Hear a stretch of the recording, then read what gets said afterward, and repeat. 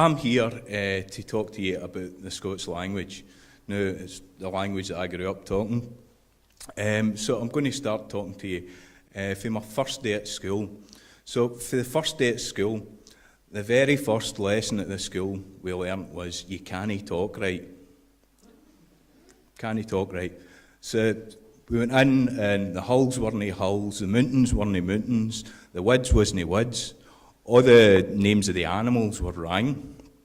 Dugs wasn't dugs, owls wasn't owls, stuckies wasn't stuckies, craws, pleeps, coos, doos, ferrets, all this was wrong. And for that, it wasn't just that. My house wasn't a house or a hame. In my own body, my arms weren't arms, my horns weren't horns. My fingers wasn't my fingers, my foot wasn't my foot, my heart wasn't my heart, my head wasn't my head. When it came to what you'd done in life, you couldn't light up a burn, you couldn't dreep off a wall and the middens at the back, you couldn't juke through a hole in a dike, you couldn't jink out the way, you couldn't even have a glass of water.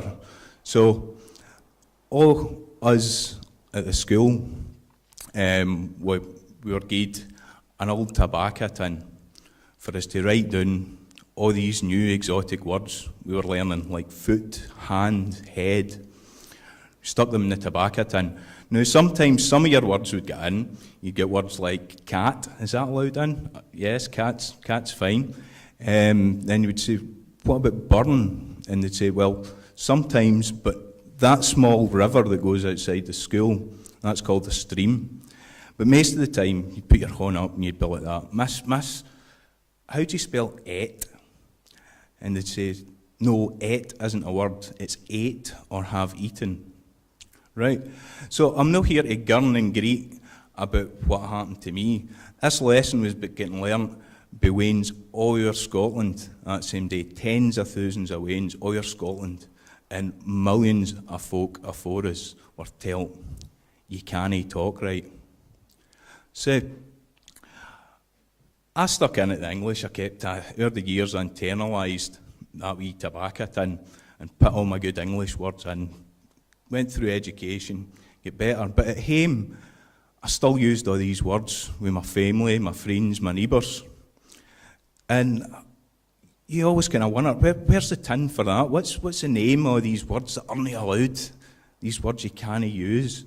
Right, so before I came up to Inverness, the day, I taken a wee look at a guidebook, right? I've been here hundreds of times, but I thought I'll tag one of these wee guidebooks down and have a look at it, right? So it was a tour of Scotland, 1677, by a fella called Thomas Kirk for Yorkshire.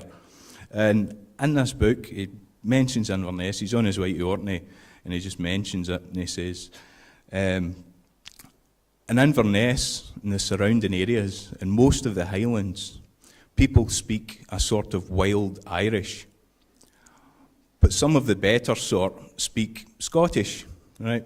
So he's not a good traveller, really, slagging everybody as he goes about. But you're like, that Scottish, that is the word that used to be used for all these words that I can't use, that were taught through education. No, you can't say that.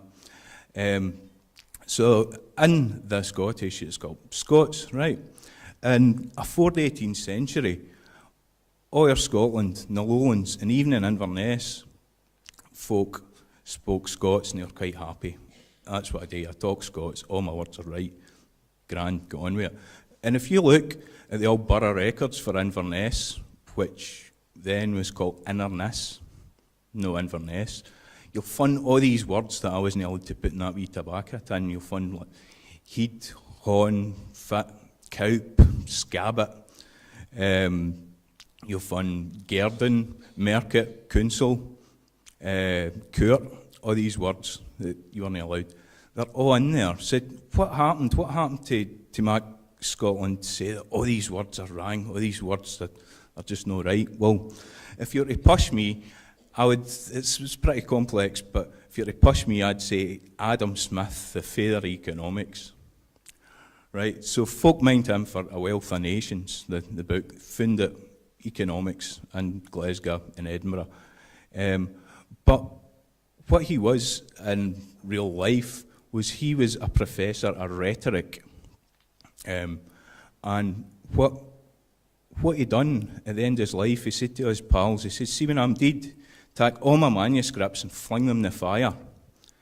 A Perfect, A Wealth of Nations, and a treatise on moral sentiment. Right, so all his books, all the work, everything he taught got flung in the fire. But his most popular book, whilst he was alive, one of them anyway, was his 1748 Lectures on Rhetoric and Bell Letters. And we've still got copies of that because it was so popular. And if you look at that, you'll find he's teaching folk how to talk properly. And he doesn't mention Scots, right? But what he says is, the language spoken in the Low Countries of Scotland is now, and has been for hundreds of years, nothing but a dialect of English, right? Now, it doesn't sound that big a deal, that sentence, to know, but if you think he was actually talking to folk, they all thought they spoke this language called Scots. They all talked Scots. So Scotland was affronted with this. They were like, we don't talk a real language, right? And later on in the book, he says the same for the Gaelic. He says, Irish, Welsh, and the Erse, that's the Gaelic, are nothing but dialects of the same language, right? So all of a sudden in these lectures, this is the most intellectual guy in Scotland, as he's seen at the time, wipes out both of the languages of Scotland, Gaelic and Scots. So the response to this for Scotland was in Edinburgh, Glasgow, Aberdeen. What they done was they all tried to go through elocution lessons. With 300 years of elocution in Scotland, all trying to get folk to talk right. So what they done at first was they tried to imitate the language of the south of England. So had they been successful, I would perhaps be speaking to you something like this. But what we know now about psychology and neuroscience is your first accent, the accent that you get when you're born, is pretty fixed, and it's awfully hard to change that accent, the vowel sounds you make, the consonants you make. So what they done after that, after about 10 years of trying that, was they tamed Scots language. They flung out all the words that didn't kind of match up with the language of the south of England. And then the words they had left, they swapped about all the vowel sounds and the consonants, and they put in new consonants. So, hon, you change that to han, and then you put a D in the end, handa, right? So they changed this wee kernel, this wee bit that was left in the language. And they called that, coming mainly out of Edinburgh, the Athens of the North, they called that Attic. That was the name for this language. It was like English with a Scottish accent. And then they called all the other Scots languages Doric, right, which meant outside Athens. So to these to here, they weren't soft. They went, right, no bother, that's it, we talk Doric, we talk the Doric, and they didn't change the way they spoke. But throughout the rest of Scotland, all the way from Shetland down to the borders, what they done was that this Doric went out of fashion, and it changed to corrupt language, bad language, bastardisation. All these words are used to educate folk on how to talk, right?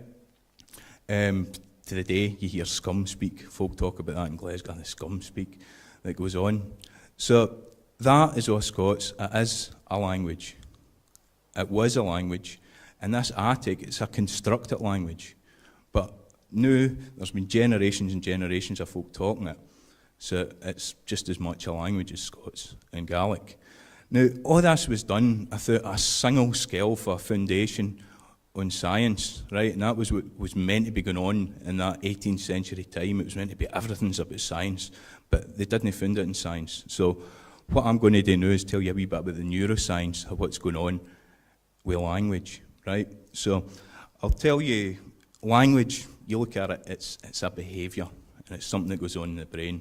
So I'll tell you about the first time that I held a human brain, right?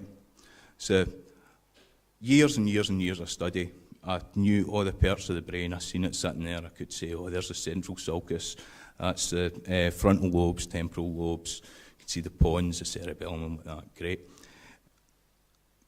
And I taken it into my hands, and it hurt me. I realised that this was a woman. This bit of tissue taking the decision to lay its body to science so that we could look at it and learn more about the brain and try and prevent degenerative brain diseases. This bit of tissue in my hand was all the memories and all the life experience of this woman's lifetime. And in it was every single word that she kent. So, were you to say to her something like, let's say a name of somebody at the pictures, like John Wayne, right? What would happen would be the temporal lobe, this kind of area here, would activate. There'd be some facial recognition, a bit of visual stuff while she recalls what John Wayne looks like. But if you were to say to her the name of her daughter, the same things would happen, but the full of the brain would get recruited. All the areas to do with how the muscles work would mind on what she felt like when she picked her up out the cot. Everything to do with her smell, her sense of smell, she would mind what she smelt like. She would mind what she tasted like when she kissed her. All that comes in, the full brain comes into activation. And that's how words and language work in the brain. They take all these different bits of the brain and they start going to work, right?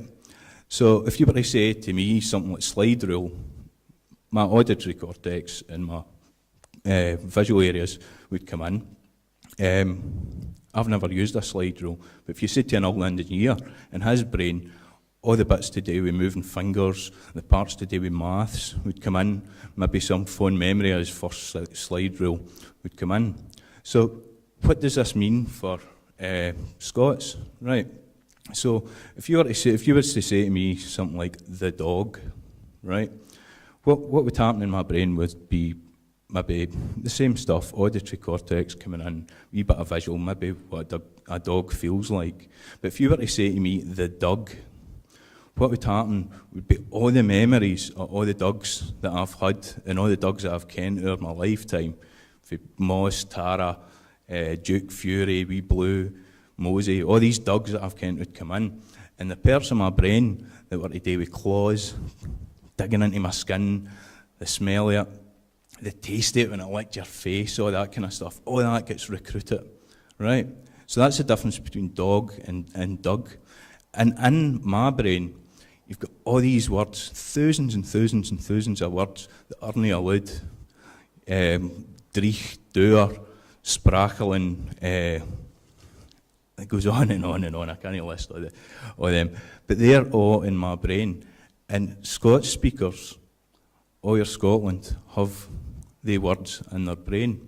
And what the brain is, if you're studying language out here, it's a bunch of sounds and marks and paper. But in the brain, what language is it's the way that we can affect and read one another's minds. It's the tools that we have for our inventions and our imaginations. It's the tools that are available for us. So when you're getting told all your words are wrong, it's worse than tying a hona in the back. It really, really is. So that language is there in Scotland for everybody to use. If you're out, whether you talk it yourself or no, you need to be aware of it. If you're an artist, it's there for you. If you're a poet, an author, an actor, you should learn about it. Have it as part of your repertoire. If you're a teacher or a doctor or a therapist or a counsellor, think about how, if you're working with somebody that talks Scots, think about how you can bring all this in to make you better at what you do. If you're a designer, if you're an engineer, if you're a technologist, we're shifting into a planet where everything is going to be about voice recognition and nothing is getting built for the Scots language. So our language, Scots and Gaelic, both naturally evolved with the physical, emotional and intellectual landscape of Scotland It's there, it's powerful.